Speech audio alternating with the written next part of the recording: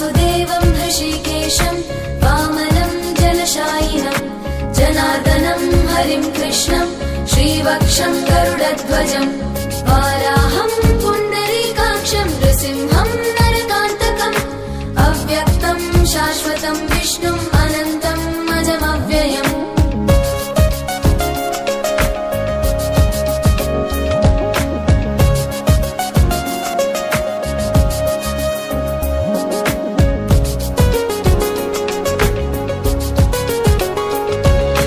नारायणं गदाध्यक्षं गोविन्दं कीर्तिभाजनं